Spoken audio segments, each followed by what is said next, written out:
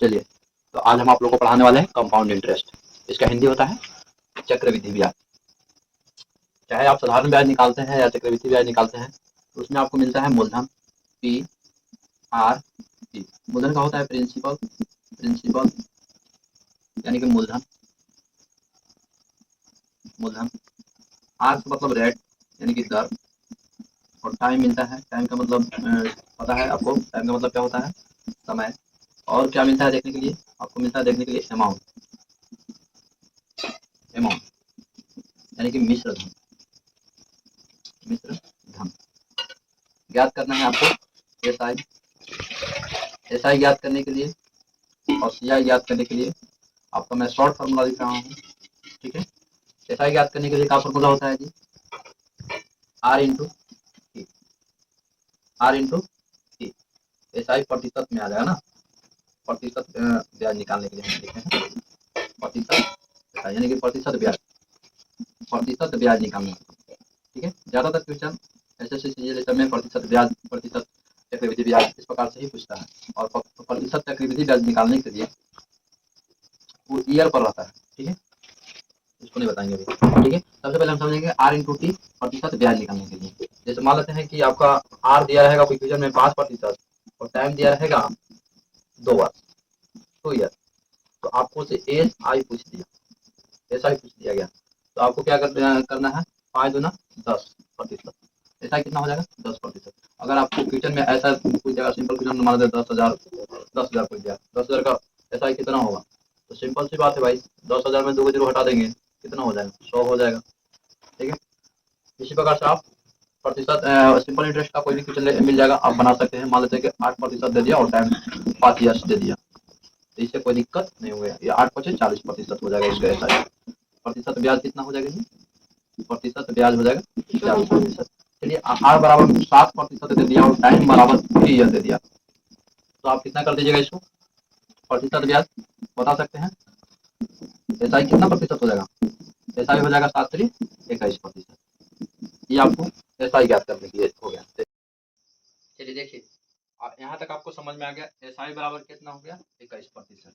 और इस प्रकार से एस आई ज्ञात करना होगा तो मान लीजिए कि आर बराबर दिया रहेगा 5% और टाइम बराबर दे दिया 10 ईयर, तो आपको एस आई बराबर कितना प्रतिशत हो जाएगा? एस आई बराबर 10 पर से 50%। ठीक है, अब हम समझेंगे यहाँ से चक्रवृद्धि ब्याज। क्या समझेंगे जी? चक्रवृद्धि ब्याज ना। चलिए, इसका हम चक्रवृद्धि ब्याज समझेंगे।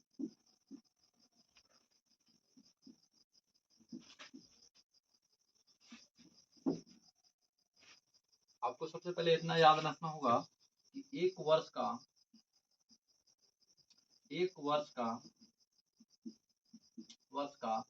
साधारण ब्याज, साधारण ब्याज और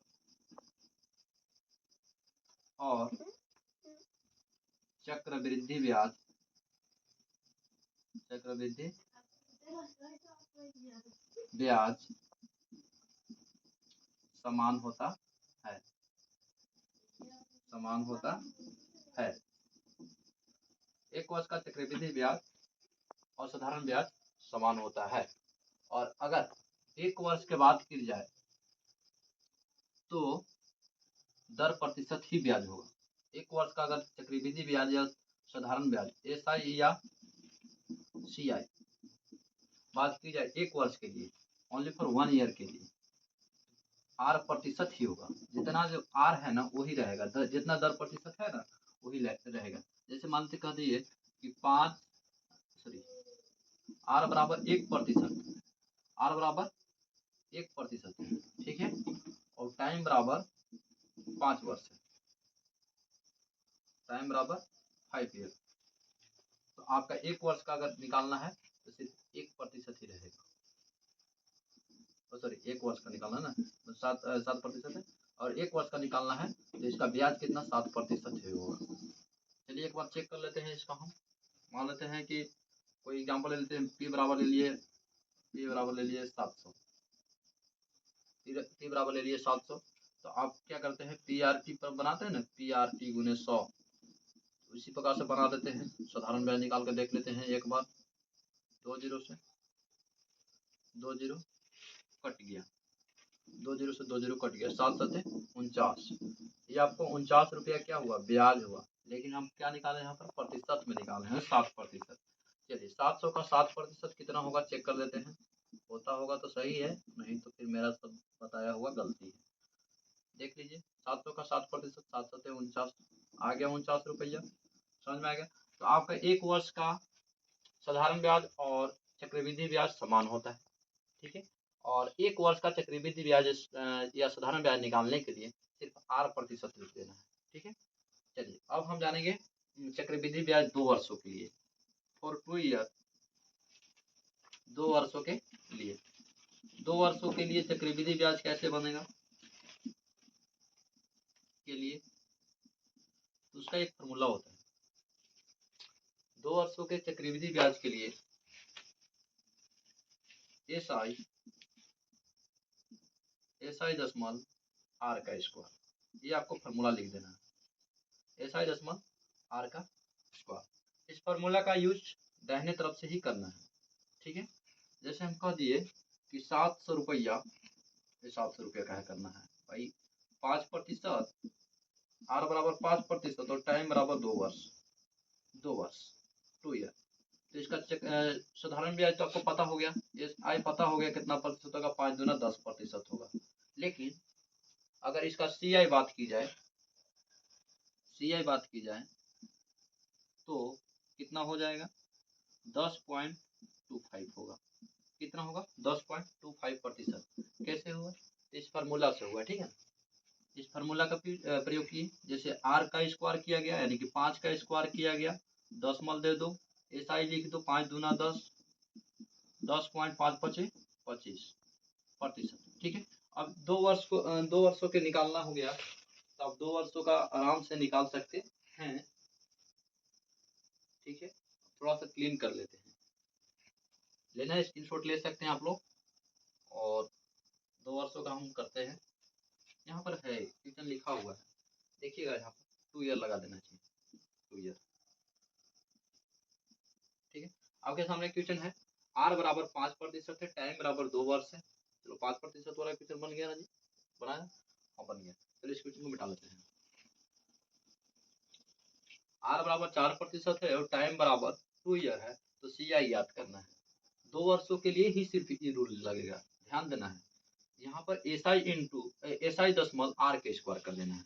चलिए सबसे पहले R के स्क्वायर करेंगे, 4 चौका 16, दशमलव SI कितना होगा, 4 दूनी के 8, यानी कि 8.16% आपका इसका आंसर हो गया। कब, जब R बराबर 4% रहेगा और टाइम बराबर 2 ईयर रहेगा, तो आपको कंपाउंड इंटरेस्ट बराबर कितना हो जाएगा, 8.16%, ठीक है। आगे देखिए अगला क्वेश्चन आपका है, R बराबर 7% और टाइम बराबर 2 ईयर, तो कंपाउंड इंटरेस्ट बराबर क्या होगा। तो सिंपल सी है, आपको क्या करना है, 7 का स्क्वायर करेंगे, R का स्क्वायर करेंगे, 7 सते 49, दशमलव लगा देना है यहाँ पर इस फॉर्मूला के अनुसार, और 7 दूना 14, 14.49%। ये कंपाउंड इंटरेस्ट 2 वर्षों के लिए निकल गया। अब देखेंगे इसमें क्वेश्चन पूछता है, क्वेश्चन आपसे पूछ देगा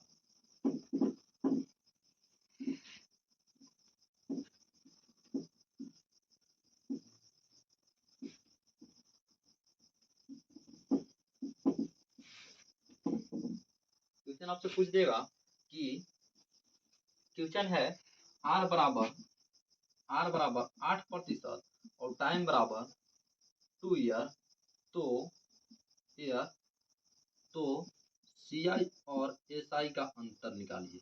CI और SI का अंतर निकालिए, क्या होगा इसका अंतर, डिफरेंस क्या होगा। तो सबसे पहले हम CI SI याद कर लेंगे, इसके बाद अंतर निकालेंगे, तो बहुत समस्या होती है। चलिए चेक कर लेते हैं, इसका CI कितना होगा, CI हो जाएगा आपका 8 के स्क्वायर करेंगे 64, ठीक है, दशमलव लगा देंगे, 8 दूना 16, ये आपका CI हो गया। SI याद करेंगे तो 8 दूना 16, अब इसका अगर घटाएंगे तो कितना होगा जी, 16 में से 16 खत्म हो जाएगा, 16 में से 16 खत्म हुआ तो 0.64%, इसका ये अंतर हो गया। लेकिन आपको इतना नहीं करना है, सिर्फ इतना कर देना है, अगर दो वर्षों में रहे और अंतर पूछ दिया तो आर के स्क्वायर कर देना है, आर के स्क्वायर। क्या करना है, 0 या जो भी है जो भी मतलब आ जाएगा आर के स्क्वायर, आर के स्क्वायर कर देना है, 0 आर के स्क्वायर। ठीक है, तो 8 के स्क्वायर कर दो, और ये हमेशा 2 अंक में ही लिखना है, 2 अंकों में ही लिखाएगा ना, 2 अंकों में ही। आर के स्क्वायर कर दीजिए, 8 8 64, दशमलव लगा दीजिए, 0 लिख दीजिए, आंसर। ठीक है, अब देखिएगा प्रतिशत लिख रहे हैं, कितना प्रतिशत का अंतर हुआ। आपसे क्वेश्चन कर दिया कि आर बराबर 5% और टाइम बराबर 2 ईयर, टाइम बराबर 2 ईयर, तो एस आई और सी आई और एस आई का अंतर क्या होगा, सी आई और एस आई का अंतर क्या होगा, आपको ढाक से बता देना है, 0.25% आंसर। कैसे हुआ, तो बस उसी हुआ, इसको में से हम सी आई निकाल लिए, 5 का स्क्वायर किए तो 25 हुआ, 5 का स्क्वायर किए तो 25 हुआ, और 5 दूना 10, एस आई लिखे तो 10.25 हुआ, और एस आई कितना होगा भाई, 10 होगा, तो घटाएंगे तो क्या हो जाएगा, 0.25, ऐसा हुआ। चलिए, आपको यहाँ तक समझ में आ गया होगा, और हम एक फिर से एक क्वेश्चन ले लेते हैं। आर बराबर 5%, आर बराबर 5% ले लेते हैं, 9%, और टाइम बराबर 2 ईयर, तो सी आई और एस आई का अंतर क्या होगा, सी आई और एस आई का अंतर क्या होगा, तो सी आई और एस आई का अंतर क्या होगा, तो सिंपल से कर देंगे 0.89%, क्योंकि इसका फॉर्मूला होता है 0.r का स्क्वायर, सी आई और एस आई का अंतर बराबर, ठीक ना, 0.r के square for 2 year, for 2 year के लिए। ये आपको 2 वर्षों के लिए समझ में आ गया है। ठीक है, वीडियो को स्किप करो।